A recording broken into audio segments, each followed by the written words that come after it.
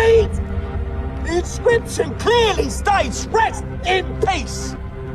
Why am I not allowed any peace?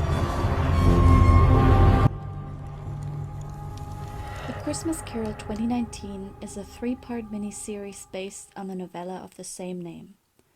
A Christmas Carol was published in 1843 and is considered one of the staple pieces of British Victorian-era literature written by Charles Dickens. The story has become such a beloved tale that since its conception it has been adapted into various stage plays, radio plays, animated movies, musicals, you name it. But before I tell you a bit more about what is, in my opinion, one of the most interesting takes on the story out there, it would probably be a good idea to define what an adaptation actually is. Whenever a piece of art is adapted from one medium to another, usually books to a film or series, fans of the original bemoan changes that are being made. Those complaints may concern casting, but prominently they are also often about changes being made to the story itself, mainly parts being left out or new additions. However, to transfer a written text into a filmic text, by nature, much has to change. What has been described with metaphors or inner monologues can now be presented visually. What may have been more direct before is now left ambiguous. To adapt means to alter, to change, and to make suitable. Filmmakers are challenged with picking apart the source material and building something new which suits the medium of film. They are also able to filter what in their minds are the most important themes so those can be repeated throughout the story. All this is not to say that an adaptation is not allowed to thrive to be the closest resemblance of the source text possible. The Harry Potter movies or, and I'm sorry for bringing it up, the 50 Shades movies are examples for relatively straightforward adaptations, with maybe a few things being cut out here and there. TV series American Gods, on the other hand, changed quite a bit of the story beats during the first 2 seasons, adding characters and storylines and basically changing the fates of a lot of its players by keeping them alive longer than the book. A main reason for that is, of course, that the book was written in 2001 and the show sought to bring it into the present, heavily focusing on the main character's identity as a black man in America. When we look at A Christmas Carol 2019, we have the benefit of a sheer endless catalog of adaptations that came before it and also a source text that seems almost timeless. So let's get this started. Considering that probably most of you can read, I guess you expect a certain kind of direction for this video to take concerning my problems with the modern BBC series. I will, however, not constrain myself to negative feedback, only, well, we'll just work our way through it somehow. The good, the bad, and the ugly.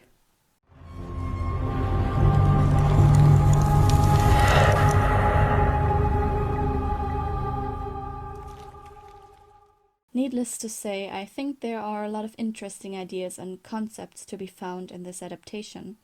The script was written by Stephen Knight, the man behind internationally acclaimed TV series Peaky Blinders, and for better or for worse, I'd say it shows in the execution of the story. Knight is not afraid to delve into the true evil of worker exploitation in Dickens' Britain, making it clear that Scrooge and Marley's empire is built on a complete disregard for their workers. Dickens' story is pretty vague in terms of how horrible these guys are as employers, besides of course poor Bob Cratchit. When Marley's ghost visits Scrooge, the explanation he gives for his chains that he's wearing is the following. "I made it link by link and yard by yard. I girded it on of my own free will, and of my own free will I wore it. Is its pattern strange to you?" At this point, I'd like to apologize to the entire British population for whatever that was, but we're just gonna have to live with it now. So, you're welcome, and I'm sorry. Now, compare this quote to the 2019 version. Look at these chains, Ebenezer. This isn't a fucking game, look. Each link is a man or woman or child who died in our workshops in London, Birmingham, Manchester, Bombay, Batavia. Wait, there were some contracts. Bay of Anjou. Enough! No, there was never enough. Not for you or for me. And for what? What was the purpose of our gross accumulation? For this. Yeah, so here the chains that Marley is wearing are a literal representation of the blood on Scrooge and Marley's hands. So a lot of repenting to do for these two guys. When you look at the runtime of the series, you'll notice that it is very, very long. Altogether, it amounts to about 2 hours and 45 minutes, which is way more than any other adaptation of A Christmas Carol, at least that I know. So you might ask, how is that justified? And the answer is pretty simple. They added a lot of stuff, like a lot of stuff. This means that Marley himself becomes more of a fully formed character than just a plot device to explain the story to us. Not only is he the first main character we meet, he also is our introduction into purgatory, and it is through him that we meet the ghost of Christmas past for the first time.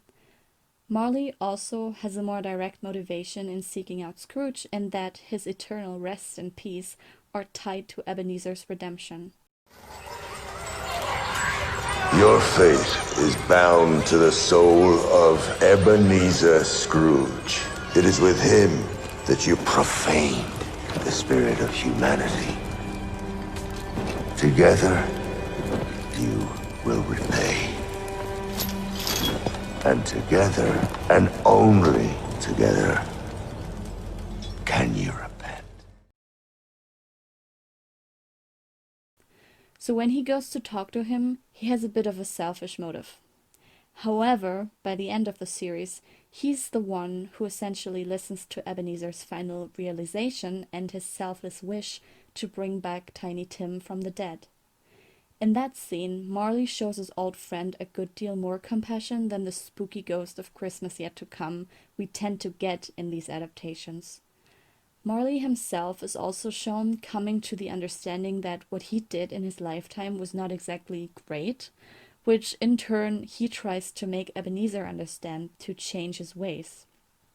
Also, the casting of Stephen Graham is pretty perfect.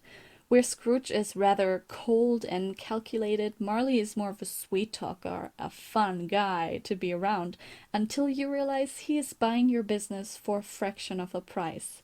They really complete each other quite well.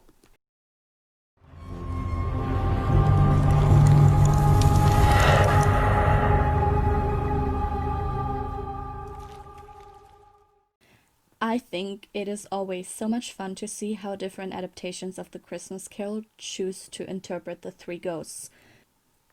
The 2019 version casts Andy Serkis as the ghost of Christmas past.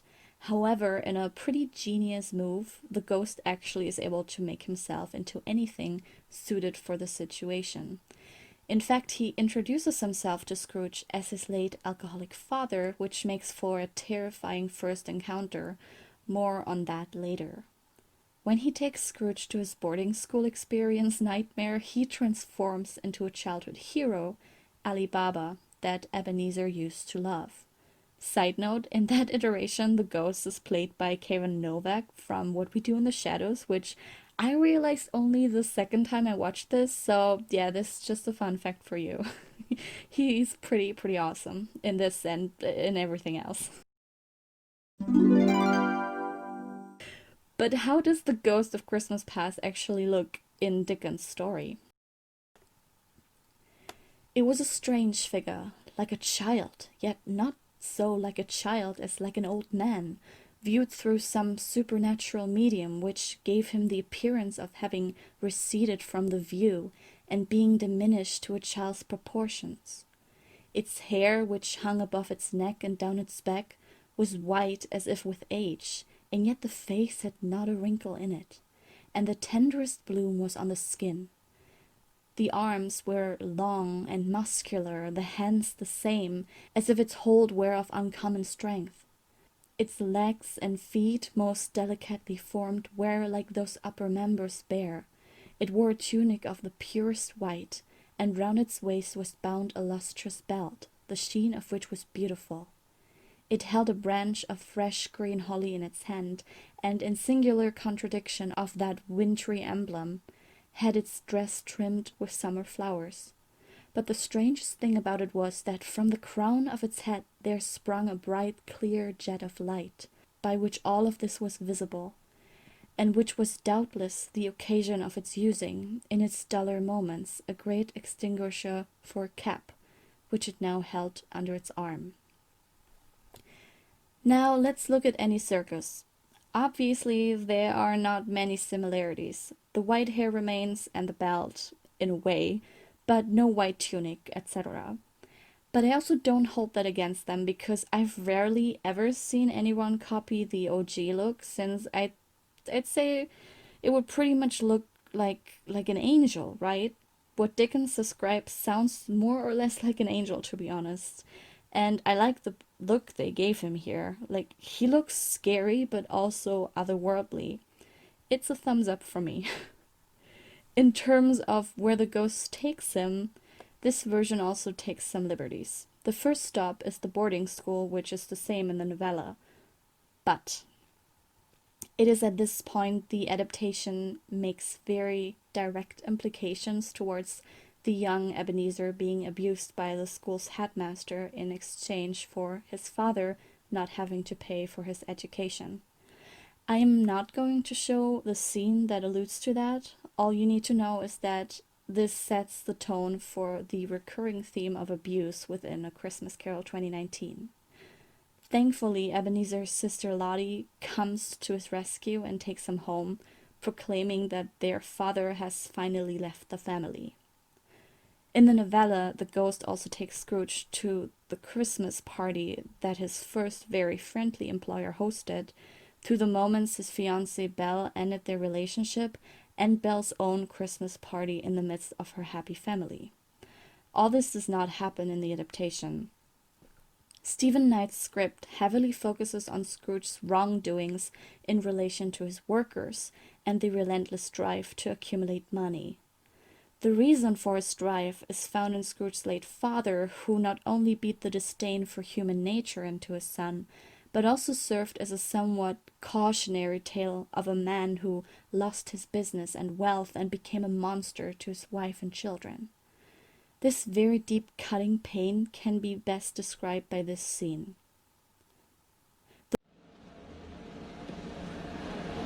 Behold, your life beyond the counting machines.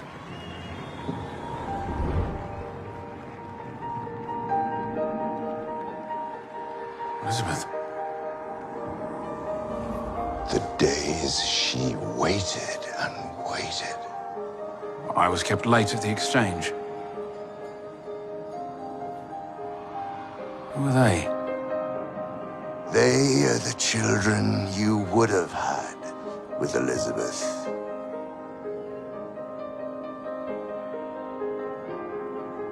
And there you are, the father you never were, being a merry-go-round for the children you never had.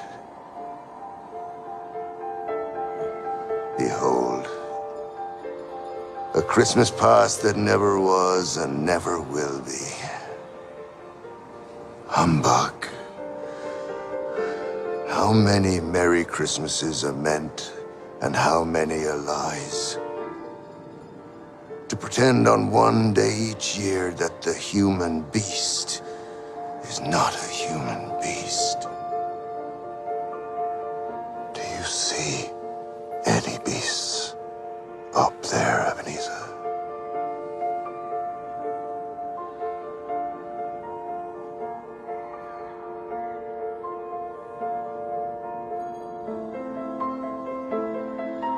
I would have called the children. Jacob. Lottie. And neither would have been sent away to school. They would have come home safe every night. Children who were never born bring emotion you never had. The way Scrooge talks about these fictional children and how he would have loved them says so much about his own upbringing without actually saying anything at all. By the way, this is also the stand-in for the whole bell thing in the original. I think it works quite well and takes up the appropriate amount of time, given the fact that this version basically downright states that Ebenezer Scrooge has no real romantic or sexual interest in anyone. Unfortunately, this also leads me to what is the main reason this video exists in the first place.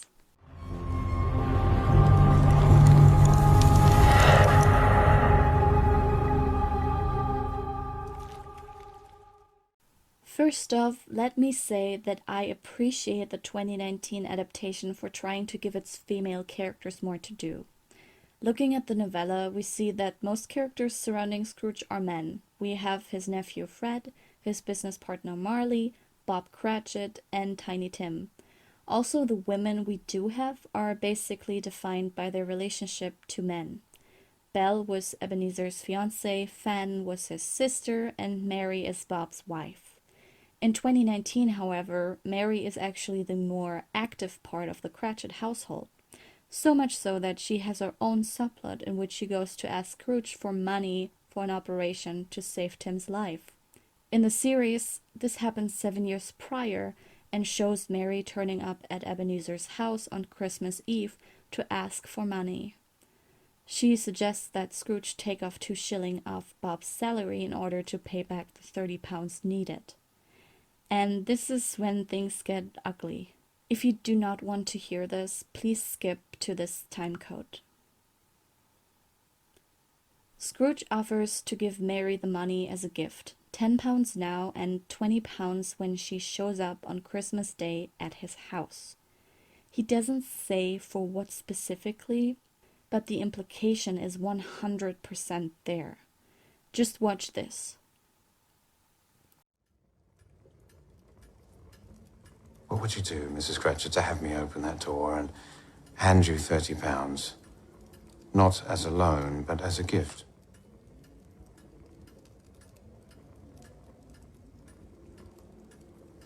I know, Mrs. Cratchit, you are a faithful, virtuous, and honest woman.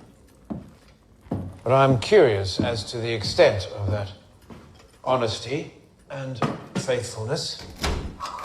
The price of it, I mean. I do not understand what you mean, Mr. Scrooge.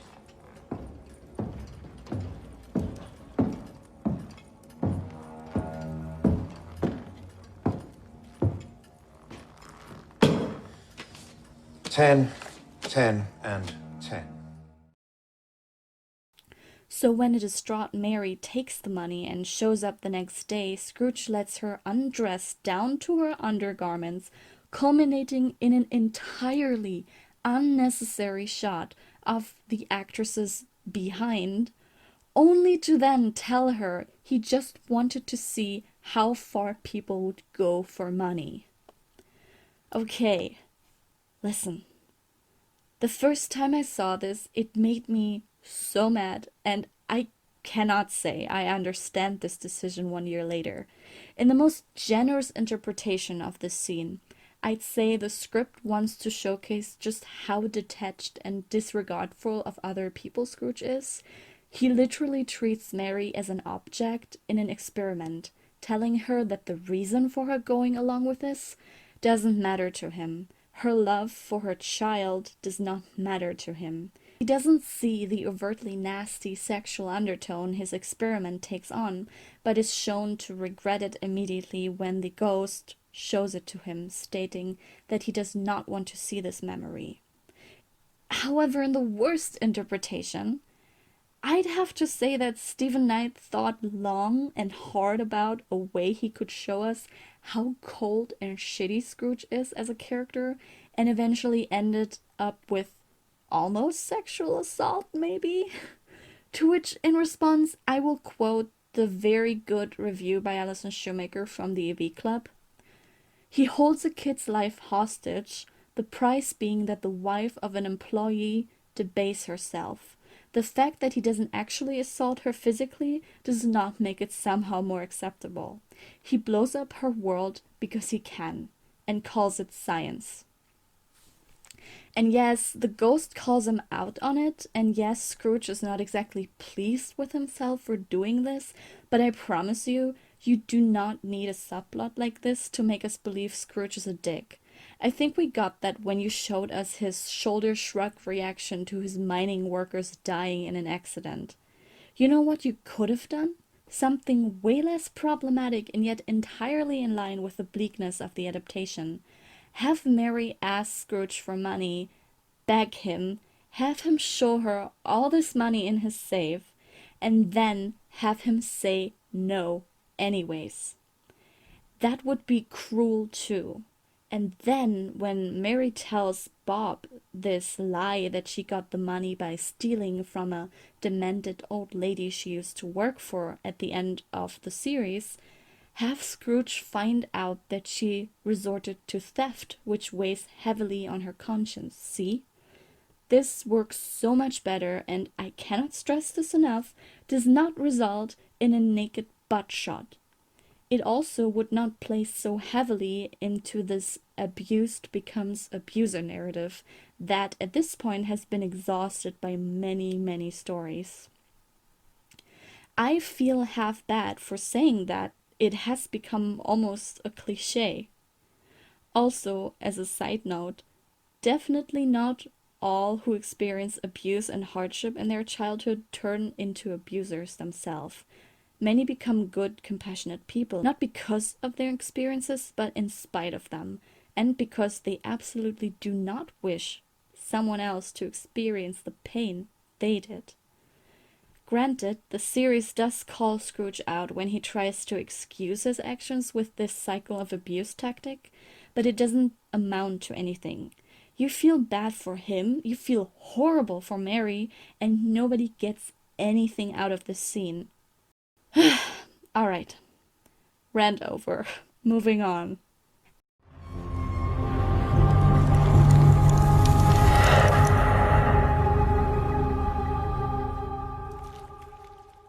As for The Ghost of Christmas Present, the 2019 version yet again makes a pretty cool decision and sends this ghost to Scrooge in the form of his late sister Lottie. And no, I'm not sure why they gave her a different name. Maybe Fenn didn't do it for them, I don't know.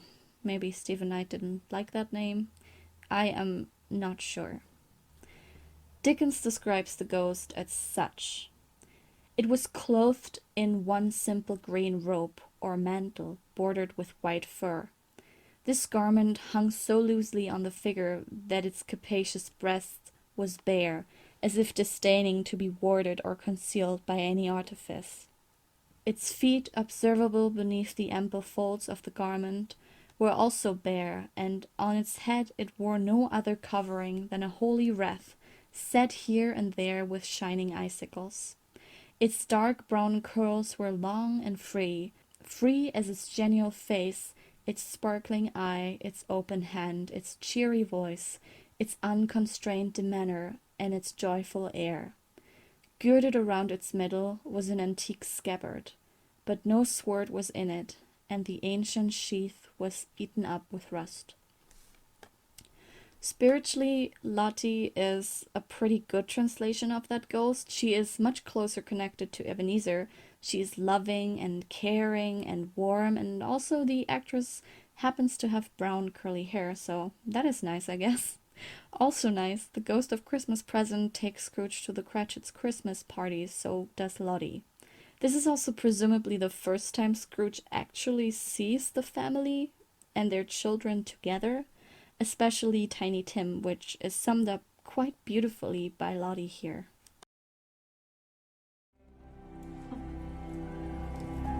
How many candles are there under the tree? And bells. How many bells? And presents for the children. How many were there? You didn't count. You stared for a long time, but you didn't count. Before, you counted everything. This time, you looked.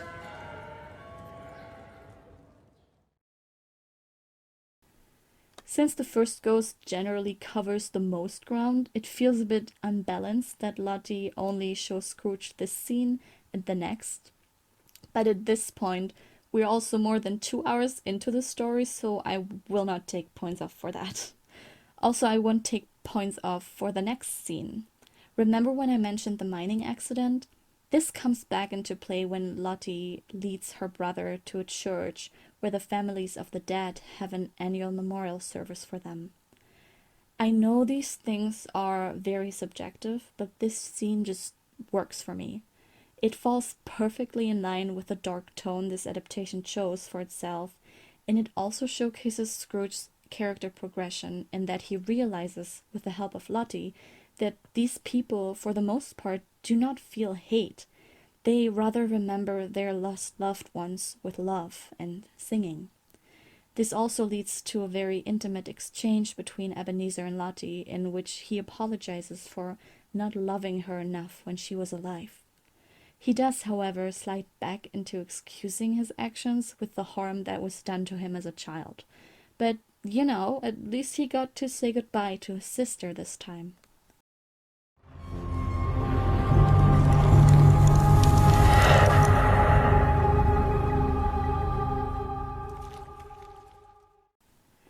Before we talk about the ending and the last ghost, I think we should also talk about the main character of A Christmas Carol. It may seem strange that this is not the first thing I would talk about. My reasoning here is pretty simple. I have no problems with this version of Ebenezer Scrooge. Yes, I have a huge problem with that one scene involving Mary, but it's much more connected to the writing and directing of this adaptation than the character. When I think of Scrooge, I think of an old man. My first exposure to the story was this god-awful cartoon version, but it stuck with me nevertheless. In most cases, Scrooge is played by an old man.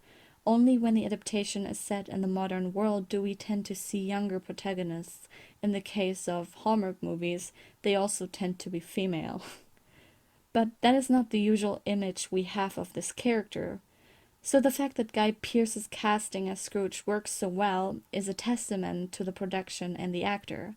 This Scrooge is not a young man, but he is also not like 70 or 80, which means if he chooses to change his ways from here on out, the second chance feels a bit more rewarding, given that he still has a good 30 or 40 years to be better if he's lucky. And this Scrooge definitely needs that time. Pearce's portrayal of the character is perfect. He has the stone-cold, unmovable facial expression down, but also manages to make the audience feel sympathy when it is needed against all odds. Especially in the second half and towards the end, he gets to do more and more with Scrooge's emotions, and most impressive of all, he does this quietly.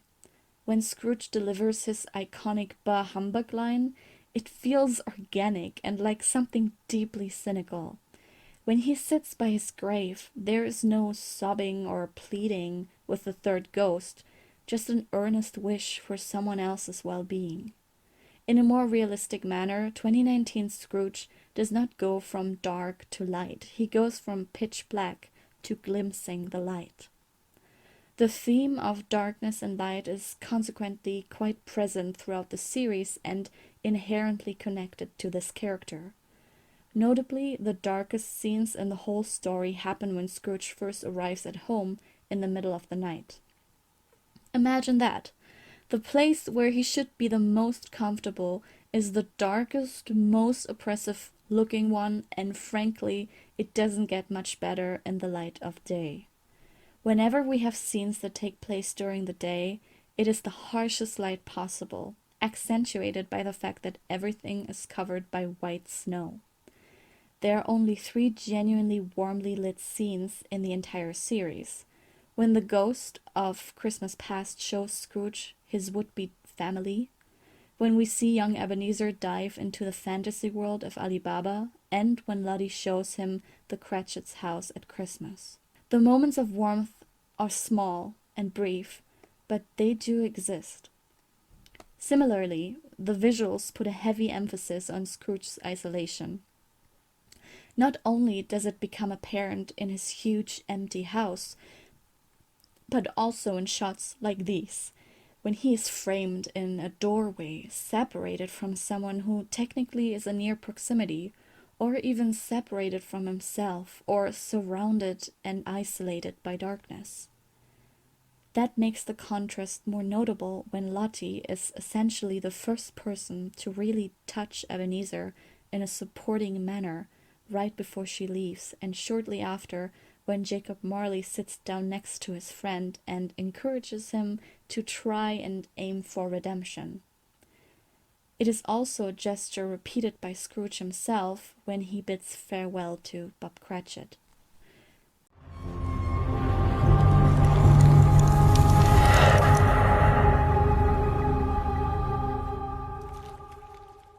There is not much to say about the Ghost of Christmas yet to come. It is almost always portrayed as death itself, probably because Dickens described it as such. It was shrouded in a deep black garment, which concealed its head, its face, its form, and left nothing of it visible, save one outstretched hand. But for this it would have been difficult to detach its figure from the night, and separate it from the darkness by which it was surrounded. The 2019 version does not go for death per se, but a scary-looking dude with his mouth sewn shut. It's certainly a choice, but I don't have many feelings about it actually. Dickens has the ghost show Scrooge not only that he will die soon, but also that no one will care. He also alludes to Tiny Tim's death. This remains largely the same here. However, Scrooge does not seem too upset about his death. He is quite matter-of-fact about it, and when he sits by his grave, it isn't really about him, but about Tim Cratchit. The series really extends and elaborates on Scrooge being upset over Tim's death, so much so that we actually get to see it happen on screen. In this version, Tim really wants to go ice skating, and when he finally does so unsupervised, the ice breaks and he eventually dies of hypothermia. Because Scrooge has connected with Tim a bit, he is visibly upset by this. Who wouldn't be? And in his final conversation with Marley, it is his wish for Tim to live that brings his breakthrough. I have to commend the 2019 adaptation for really seeing through its particular idea of redemption. You see, throughout the series, Scrooge keeps excusing the cruelty he showed others with the cruelty that he was shown as a child. I also mentioned the abused becomes abuser narrative before and my problem with it. No worries if you skipped that part. Fortunately, Ebenezer also comes to the conclusion that he cannot excuse his actions like this. He even goes further and flat out tells Marley that he does not think himself deserving of forgiveness. He can't change what happened, and he will find a way to justify his actions if given the chance. We were so wrong.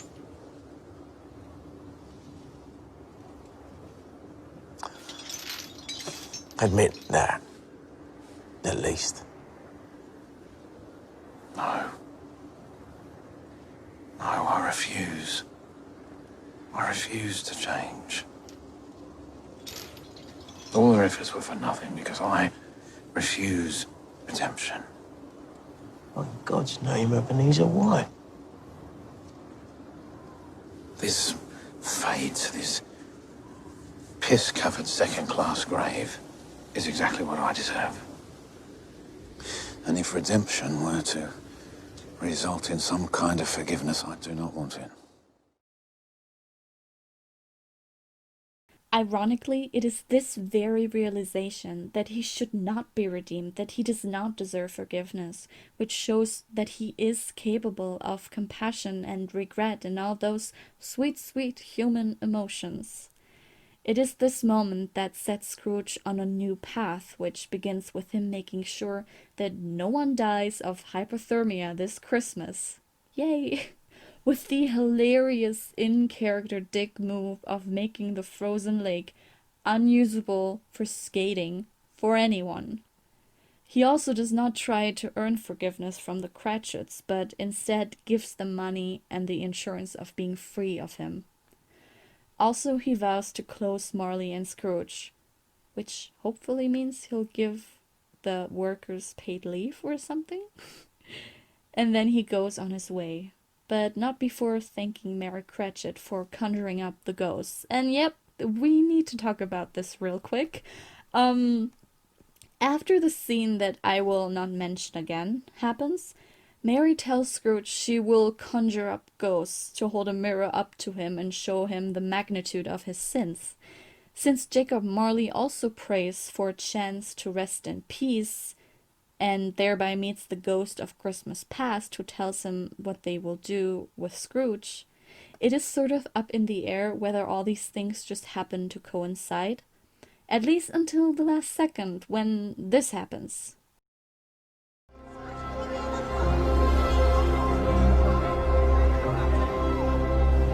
Spirits, past, present, and future. There is still much to do.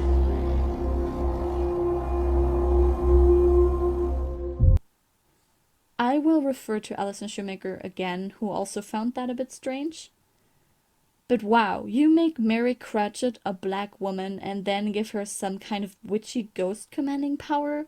Was no one around to talk to them about how that might look? It feels to me like British media is more partial to colorblind casting, which by itself is great, but sometimes it may lead to problematic implications like this.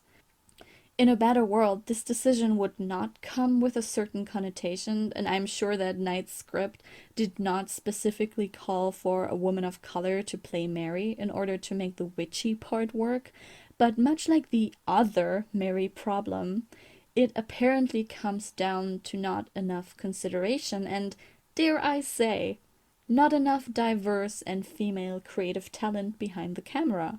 And that is the end. Yep. We do not get to see Scrooge show up for his nephew's celebrations, though we can imagine that with the scarf Lottie gave him and all that, it probably is his next stop. We're gonna have to imagine that, though. I think they could have shown him at least knocking on the door and being asked in. I think that would have been a nicer ending than what in any other series or movie would feel like we were being set up for a sequel. Like, seriously, the way Mary delivers her final lines and looks at the camera sounds like there is going to be more, when we in fact know there is not anything more. A Christmas Carol 2019 is definitely not your grandpa's Dickens adaptation, but it doesn't really try to be. In fact, I'd say watching this any other time than Christmas would probably result in a better viewing experience, since it is so far removed from the Christmas spirit we have come to associate with this story. Your perception and reception of the series also depends on what you expect from it. If you know Stephen Knight and watched virtually any of the trailers or teasers, you should not be too disappointed to walk into a pretty dark, fairly realistic depiction, ghosts and all, of a ruthless businessman in the 19th century Britain. If you expect something akin to the Muppets version, which really no one could ever top that anyways, then yes, you will hate this, guaranteed. 100%. Hello everyone, it's the disembodied voice from 40 minutes ago. It is I, the Christmas tree. First of all, thank you so much for watching this video. I know it's pretty long, I had a lot of thoughts, and now I would really love to know, did you watch A Christmas Carol 2019 when it came out? Are you going to watch it now because of my pretty perfect analysis of it? I would love to know your thoughts on it. You like it? You hate it? Are you on the middle ground like me? I think there's a lot of great stuff in it, and a lot of baffling oversights, as I said in the video. Give this video a thumbs up if you liked it. Subscribe to the channel if you're into watching movies and also dressing up nicely. It's kind of the only two things that I actually do. So stay tuned for more content. If we don't see each other again, I wish you a great new year. It's been a hard year, but that doesn't mean we can't remain optimistic. And happy holidays. Really. See you next time. Bye.